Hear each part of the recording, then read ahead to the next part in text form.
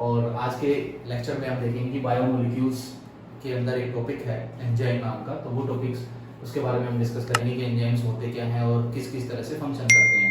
तो एक बेसिक सा एक क्लासिफिकेशन और जिसको बोल सकते हैं अपन डेफिनेशन और इंट्रोडक्टरी एंजाइम्स पार्ट ये है कि एंजाइम्स जो होते हैं वो बायोमोलिक्यूल्स हैं, यानी कि बायोलॉजिकल सिस्टम में काम आने वाले मॉलिक्यूल्स हैं। और एंजाइम्स जो होते हैं एक्चुअली में वो बायोकैटलिस्ट होते हैं। बायोकैटलिस्ट होते हैं। बायो का मतलब है आपका लिविंग गॉड, लिविंग सिस्टम, और कैटलिस्ट का मतलब होता है कैटलिस्ट।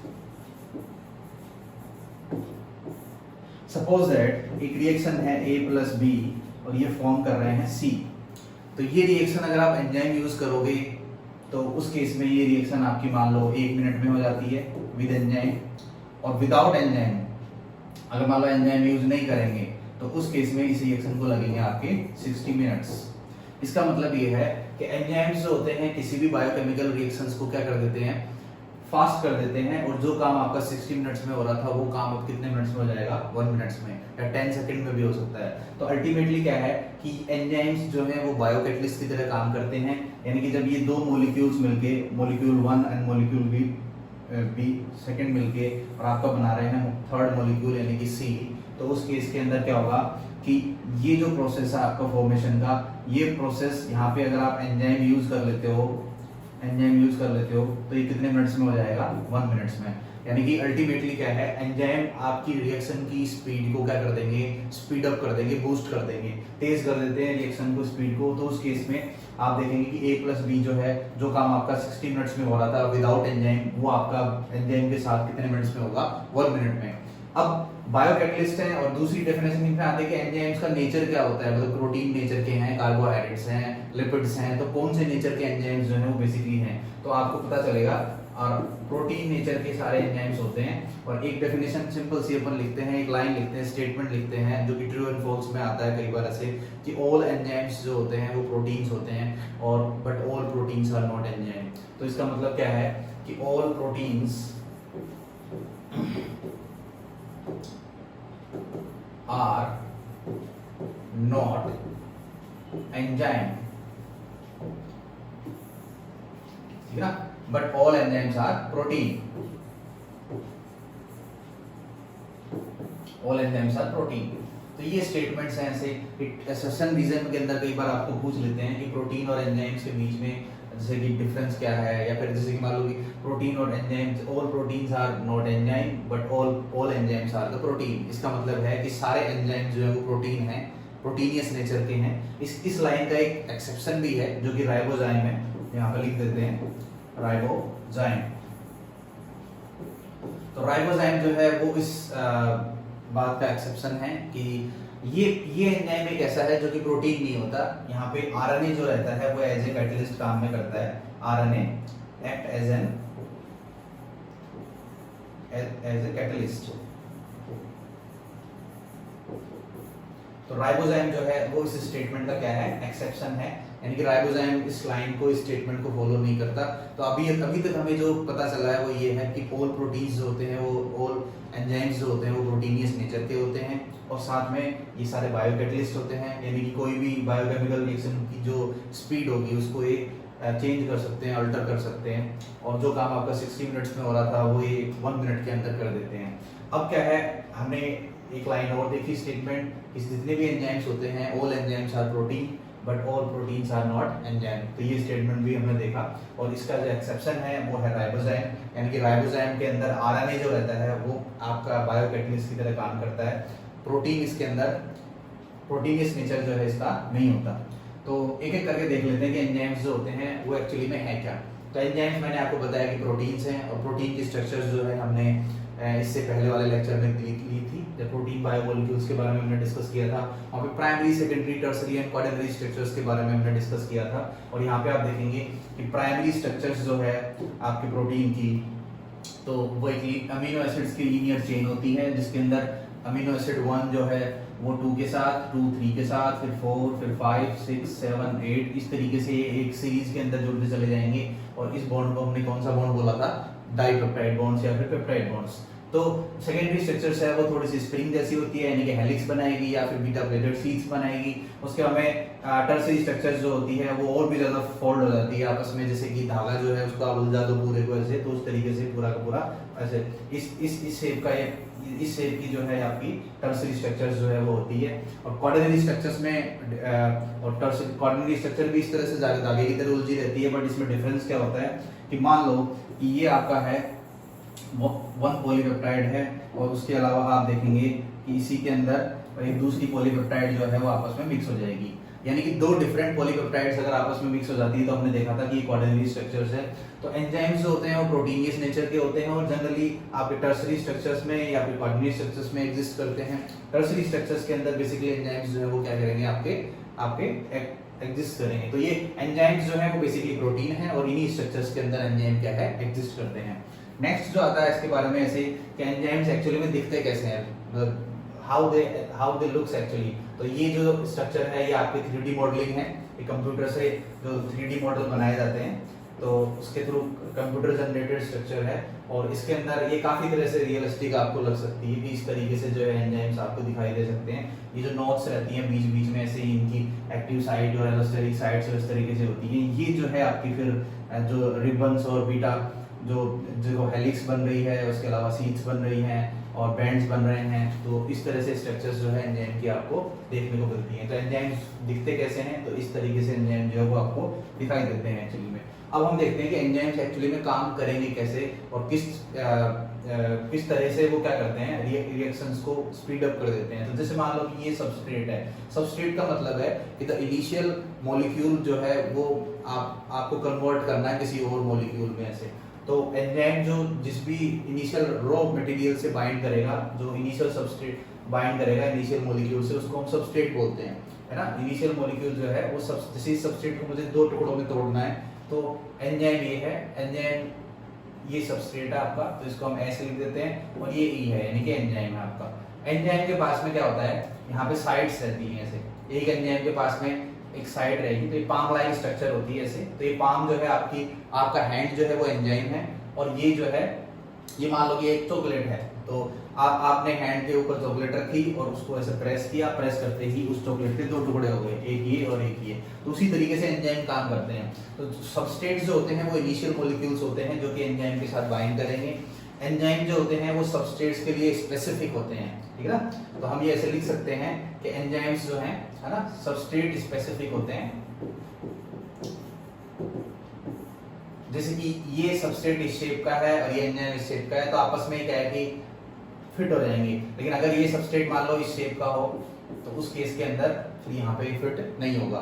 तो सबस्ट्रेट स्पेसिफिक एंजाइम्स होते हैं, इसका मतलब है कि एंजाइम्स जो होंगे वो सबस्ट्रेट्स के लिए स्पेसिफिक होते हैं। एक पर्टिकुलर एंजाइम जो है वो पर्टिकुलर सबस्ट्रेट के लिए स्पेसिफिक रहेगा, इसीलिए आपकी बॉडी में बहुत सारे एंजाइम्स जो है आपको नीडेड रहते हैं, क्योंकि एक एंजाइम सारे फंक्शन परफॉर्म नहीं कर सकता और एक एंजाइम जो होता है वो अपने सबस्ट्रेट के लिए और इनिशियल मॉलिक्यूल के लिए क्या रहता है, स्पेसिफिक रहता है। तो अल्टीमेटली क्या है, हमने ये एंजाइमेटिक एक्शन का एक डायग्राम हमने देखा कि सबसे पहले सबस्ट्रेट एंजाइम के पास में आएगा, तो एस के पास में आएगा ई मतलब एंजाइम। उसके बाद में यहाँ पे जो ये बना है ना, ये क्या बन गया, एंजाइम सबस्ट्रेट कॉम्प्लेक्स यानी कि ईएस कॉम्प्लेक्स ये। और ईएस कॉम्प्लेक्स के बाद में ये बन गए हैं प्रोडक्ट्स आपकी, इनको हम सबस्ट्रेट ना बोल के जो रिएक्शन के एंड में बनेंगे वो प्रोडक्ट्स हैं, और जिसको लेके रिएक्शन स्टार्ट की थी वो आपका सबस्ट्रेट है। ये सबस्ट्रेट है और इससे आगे वाला जो है ये आपके क्या है, प्रोडक्ट्स हैं। तो रिएक्शन को जिस मॉलिक्यूल को लेकर रिएक्शन स्टार्ट की थी, जिसको हमें ब्रेक डाउन करना है, that is the substrate. Enzyme आता है, एंजाइम आके इसको ब्रेक कर देता है, अल्टीमेटली जो है फिर प्रोडक्ट्स बन जाते हैं, यानी कि E प्लस P जो है वो एंड में रिलीज हो जाता है, एंजाइम प्लस प्रोडक्ट जो है वो यहाँ से रिलीज हो जाता है। तो ये है आपका एक मैकेनिज्म कि बेसिकली एंजाइम्स काम कैसे करता है। तो नेक्स्ट जो आता है, एंजाइम एक्चुअली में करते क्या है, मतलब आप एंजाइम का जो मोड ऑफ एक्शन है कि एंजाइम काम स्पीड रिएक्शन को इतनी जल्दी से स्पीड अप कैसे कर दिया, तो कैसे कर दिया, ये ग्राफ से आपको पता चल जाएगा। इस साइड में है कि प्रोग्रेस ऑफ द रिएक्शंस, यानी कि रिएक्शंस आगे बढ़ रही है, या फिर मतलब से 0 आवर्स पे ये है और आपके मान लो कि 1 आवर्स के ऊपर ये रिएक्शन है या 1 मिनट के ऊपर ये रिएक्शन है। अब आप देखेंगे कि इस साइड में आपको पोटेंशियल एनर्जी दे रखी है, यानी कि इनिशियल जो एनर्जी रहती है सबस्ट्रेट्स के मॉलिक्यूल में से, मान लो कि ये सबस्ट्रेट है, ये A और B है, और उसके बाद में यहाँ पे आपका बड़ा प्रोडक्ट बन रहा है सी, यानी कि फॉर्मेशन जैसे मान लो कि हो रहा है, ब्रेक डाउन हो रहा है। तो आप देखिए अल्टीमेटली क्या होगा, इनिशियल लेवल जो है इन सबस्ट्रेट एनर्जी का मान लेते हैं कि ये लेवल जो है कितना है, 100 है। ये जो लेवल है यहाँ पे इनिशियल लेवल इनकी एनर्जी का वो कितना है, 100 लेवल है, यानी कि 100 एनर्जी इन दोनों के अंदर है। और रिएक्शन के एंड में आप देखेंगे कि यहाँ पे एनर्जी इनकी और भी कम हो गई है, यानी कि डिक्रीज हो गई है। मान लेते हैं कि इनकी एनर्जी जो है वो 50 है ना, तो मान लेते हैं कि इसकी एनर्जी क्या है, 50 है। अब यहाँ पे आप देखिए कि एंजाइम करते क्या है, तो आपको ये देखना है कि ये एक इन सबस्ट्रेट्स को अगर प्रोडक्ट में कन्वर्ट होना है तो इनको एक एनर्जी लेवल के बैरियर को क्रॉस करना पड़ेगा। उस एनर्जी लेवल के बैरियर को हम बोलते हैं एक्टिवेशन एनर्जी। एक्टिवेशन एनर्जी क्या है, सपोज दैट कि मैं आपको बोल दूं कि जैसे कि किसी को डॉक्टर बनना है, तो डॉक्टर बनना है तो उसको नीट का एग्जाम पहले क्लियर करना पड़ेगा। तो नीट का एग्जाम यानी कि ये नीट की कट ऑफ है, और ये कट ऑफ जो है ये एक तरह से एक्टिवेशन एनर्जी है, जो कि इस साइड से नॉर्मल स्टूडेंट्स को किस में कन्वर्ट कर देगी, डॉक्टर में कन्वर्ट कर देगी। तो अल्टीमेटली क्या है, एंजाइम्स के लिए भी एनर्जी, उनको इतनी एनर्जी की जरूरत पड़ती है। जैसे कि मान लो कि मेरे को, आपको क्या करना है कि कोई भी सबस्ट्रेट को तोड़ना है, जैसे चॉकलेट हाथ में लेके आपको ब्रेक डाउन करना है उसको ऐसे, तो आपको इनिशियल एनर्जी उसको देनी पड़ेगी, और वो दे के आप हटा लोगे ऐसे, तो उसके बाद में क्या होगा, चॉकलेट के कुछ पीसेज हो जाएंगे। तो उसी तरीके से क्या होगा कि मान लो कि ये एक ये एनर्जी जो है ये आपकी एक्टिवेशन एनर्जी का लेवल है विदाउट एंजाइम, यानी कि आज इस केस में आप एंजाइम यूज नहीं कर रहे हो। बट जैसे ही, और ये एनर्जी का लेवल मान लेते हैं, यहाँ पे 100 एनर्जी थी इनकी, तो अब मान लेते हैं कि यहाँ पे 200 का लेवल है। तो 200 के लेवल को जो क्रॉस करेगा वही क्या बनेगा, प्रोडक्ट बनेगा। 200 के लेवल को जो, जैसे कि मान लो यहाँ पे इनको बोल देते हैं सबस्ट्रेट और इसको बोल देते हैं प्रोडक्ट, ये लो। तो इस केस में क्या होगा, जो 200 के लेवल को क्रॉस करेगा सबस्ट्रेट, वही किसमें कन्वर्ट होगा, प्रोडक्ट में कन्वर्ट होगा। लेकिन एंजाइम के केस में क्या होता है, ये जो लेवल पहले 200 था, एंजाइम के साथ जो देखोगे आप इस एनर्जी लेवल को, तो ये आपको मिलेगा 120 के आसपास। तो ये 120 के आसपास मान लेते हैं इसको, ये हमने 100 लिखा है यहाँ पे। तो जो पहले आपको एक्टिवेशन एनर्जी 200 चाहिए थी, एंजाइम की प्रेजेंस में वो एनर्जी कितनी बन गई, 120 बन गई। इसका मतलब है कि एंजाइम ने क्या किया, जो एक्टिवेशन एनर्जी सबस्ट्रेट्स को एंजाइम में कन्वर्ट, प्रोडक्ट में कन्वर्ट होने के लिए चाहिए थी, वो एनर्जी इन्होंने क्या किया, उस एनर्जी लेवल को इन्होंने रिड्यूस कर दिया, यानी कि रिड्यूस द एक्टिवेशन एनर्जी। तो हम यहाँ पे लिख सकते हैं कि एंजाइम क्या कर देते हैं, एंजाइम डिक्रीज कर देते हैं, रिड्यूस कर देते हैं, है ना, decrease is more better word. तो डिक्रीज कर देते हैं किसको, एक्टिवेशन एनर्जी को। तो एक्टिवेशन एनर्जी को एंजाइम्स जो होते हैं वो डिक्रीज कर देते हैं, enzyme reduces the activation energy. तो आपसे कोई भी पूछ ले कि एंजाइम्स एक्चुअली में करते क्या है, कि ऐसा कौन सा उन्होंने मिरेकल कर दिया जिसकी वजह से, और जो रिएक्शंस पहले 60 मिनट्स में हो रही थी वो अब 1 मिनट के अंदर हो गई। तो इसका मतलब है कि जो बैरियर था, एनर्जी बैरियर था, उस एनर्जी बैरियर को उन्होंने डिक्रीज कर दिया। डिक्रीज होने की वजह से क्या होगा, ये जो more molecules of the substrate may convert to the product. तो more molecules of the substrate, मान लो कि पहले इतनी ऊंची दीवार थी, इस दीवार को 10 में से 2 ही मॉलिक्यूल्स जो है कन्वर्ट हो रहे थे प्रोडक्ट में, लेकिन इस दीवार को अगर आप छोटा कर दोगे तो उस केस में डेफिनेटली जो 2 से ज्यादा जो मॉलिक्यूल्स होंगे वो प्रोडक्ट में कन्वर्ट हो पाएंगे। तो ये ठीक इसी तरीके से आप समझ सकते हो उसको, कि ये एक वॉल है और इस वॉल को आपको क्रॉस करना है ऐसे। तो इस वॉल को जो क्रॉस करेगा, इसकी हाइट जो है वो इनिशियली 10 मीटर है। तो इस वॉल को जब आप क्रॉस करोगे तो प्रोडक्ट में कन्वर्ट हो जाओगे। तो ये एक्टिवेशन एनर्जी की वॉल है, ये जो है क्या है, एक्टिवेशन एनर्जी। अब आप देखोगे कि ये एक वॉल है और ये वॉल जो है ये एक्टिवेशन एनर्जी की वॉल है, और ये क्रॉस करनी पड़ेगी सबस्ट्रेट्स को, तभी जाके वो प्रोडक्ट में कन्वर्ट होंगे। अब क्या होता है, एंजाइम क्या करेगा, तो मान लो कि पहले 10 मीटर की वॉल है, इतनी एनर्जी लेवल है मान लो इसका, और इतना एनर्जी लेवल सारे मॉलिक्यूल्स को नहीं मिला, इस वजह से जो थे यहाँ से मान लो कि 2 मॉलिक्यूल ही और प्रोडक्ट में कन्वर्ट हो पाए। पहले 2 मॉलिक्यूल्स यहाँ से, यहाँ पे 10 मॉलिक्यूल्स थे, 10 में से छलांग लगा के जो इस तरफ आ पाए वो कितने आ पाए, 2 ही आ पाए। लेकिन एंजाइम के केस में क्या होगा, एंजाइम इस एक्टिवेशन एनर्जी को 10 मीटर से डिक्रीज करके और मान लो कि 2 मीटर कर देगा। ये देखो ऐसे,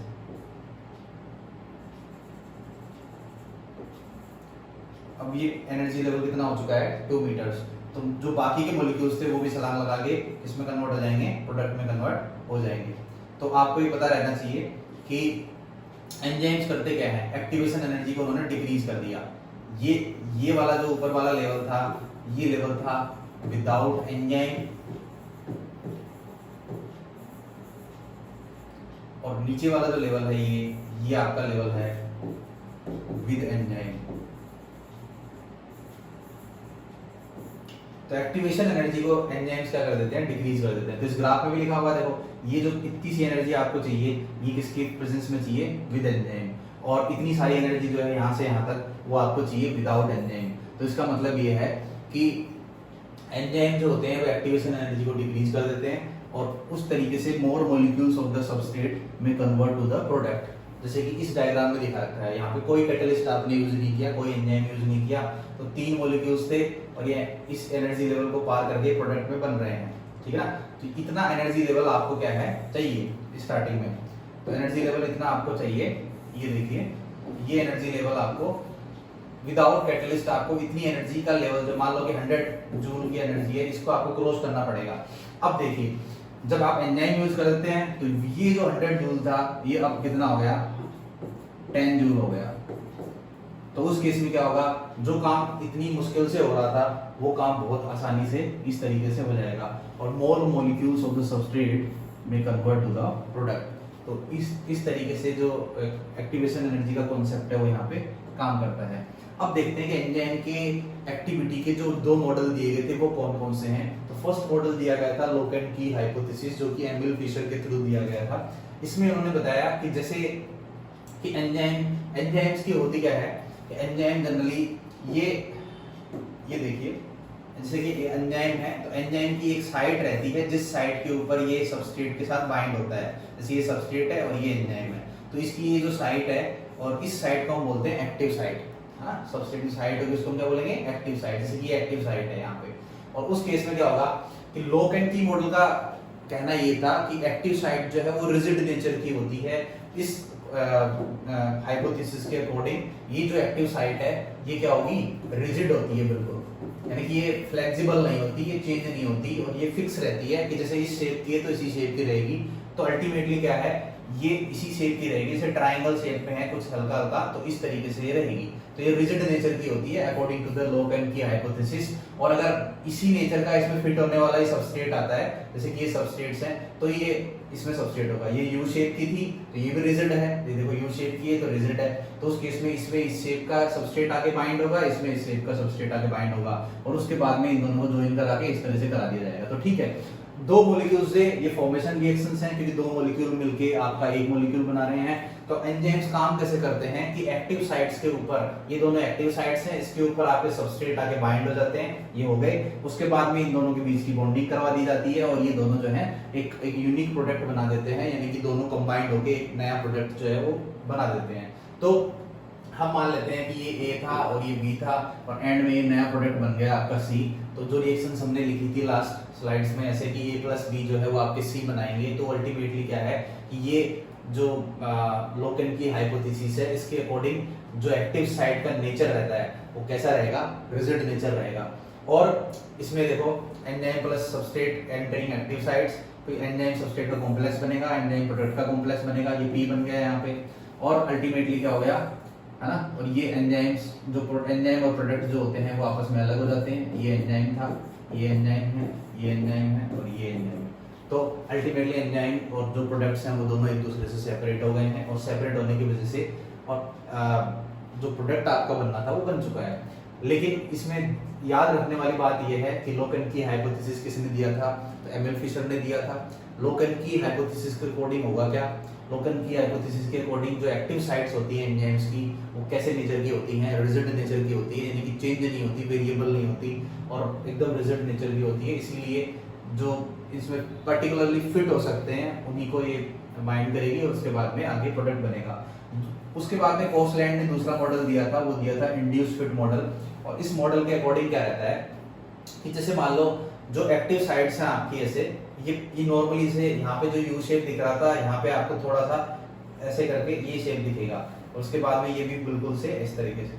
अब ये इस मॉडल के अकॉर्डिंग ये है कि जो एक्टिव साइट है वो आपकी रिजिड नेचर की ना होगी, कैसे होती है, फ्लेक्सिबल होती है। इसका मतलब है यहाँ पे जैसे कि ये एक्टिव साइट है और इसके अंदर ये आके ये सबस्ट्रेट है और ये एंजाइम है, तो ये आके ये एंजाइम की एक्टिव साइट है, तो यहाँ पे ये आ गया। आने के बाद में ये जो एंजाइम की जो एक्टिव साइट इतनी बड़ी आपको दिखाई दे रही थी, ये आके इसके अंदर एकदम से ऐसे फिट हो जाएगी ऐसे। यानी कि अल्टीमेटली क्या है, एंजाइम्स एंड सबस्ट्रेट जो है वो क्लोज प्रोक्सिमिटी में आ जाएंगे, और क्लोज प्रोक्सिमिटी में आ जाएंगे तो ये देखो एक दूसरे के अंदर बिल्कुल फिट हो जाते हैं। एंजाइम चेंज कर लेगा शेप को, कौन सी शेप को, एक्टिव साइट की, एक्टिव साइट को चेंज कर लेगा। जो पहले ऐसा था, इसके आने के बाद में ये ऐसे हो जाएगा, और अल्टीमेटली ये एंजाइम और सबस्ट्रेट जो है, ये एंजाइम और ये सबस्ट्रेट जो है ये क्लोज प्रोक्सिमिटी में आ जाएंगे। क्लोज प्रोक्सिमिटी में आने की वजह से फिर इसको जो भी आगे का एक्शन करना है, बॉन्ड फॉर्मेशन करने हैं, बॉन्ड ब्रेक डाउन करने हैं, जैसे कि इस केस में बॉन्ड्स ब्रेक डाउन कर दिए तो एक प्रोडक्ट से 2 प्रोडक्ट बन गए आपके। तो अल्टीमेटली क्या है कि 2 तरह के मॉडल्स हमें याद रखने हैं। एक लोकेन की हाइपोथेसिस जो सबसे पहले दिया था, जो एमएल फिशर ने दिया था, इसके अकॉर्डिंग एक्टिव साइट का नेचर जो है वो रिजिड होता है। और दूसरा जो आता है वो इंड्यूस फिट मॉडल होता है। इंड्यूस का मतलब कि जैसे ही एक्टिव साइट जो होती है वो वेरिएबल होती है, यानी कि वो एकदम अपनी शेप को थोड़ा चेंज और घटा और बढ़ा सकती है, और अकॉर्डिंग टू द सबस्ट्रेट उसको एकदम फिट करके सेट कर सकती है।